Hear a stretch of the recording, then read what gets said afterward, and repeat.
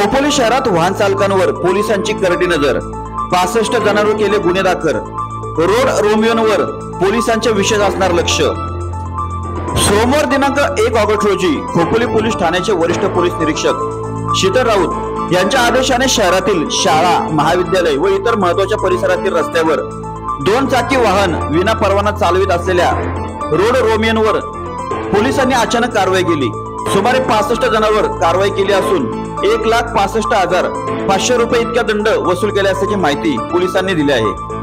खोपोलीचे वरिष्ठ पोलीस निरीक्षक शीतल राऊत यांच्या आदेशाने वाहतूक पोलीस सताने, नागे, तुपे, बच्चाव, गर्दे, शिवते, पाटील, तांबोली, माळी, पाटील मॅडम, दिव्या पाटील, खडे मॅडम, खरात, बांगर, घरत, कलमकर, भालेराव इत्यादी पोलीस कर्मचाऱ्यांनी केलेल्या धडेकेबाज कारवाईचे सर्वत्र कौतुक होत आहे।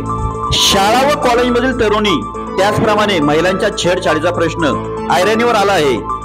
अल्पवयीन मुलांना पालक दुचाकी चालवायला देत असल्यामुळे अपघात घडत आहेत। ही गंभीर समस्या लक्षात घेत खोपोली पथकाने जनता विद्यालय, ज्युनियर कॉलेज, शिशु मंदिर व महाविद्यालय सुटण्याच्या वेळेत या ठिकाणी एक रोड रोमियोला पकडत कारवाई सुरू केल्याने एकच धावपळ सुरू झाल्याची दिसून आली।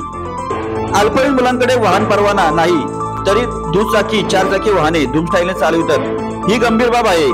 पोलिसांनी दंडात्मक कारवाई केली आहे।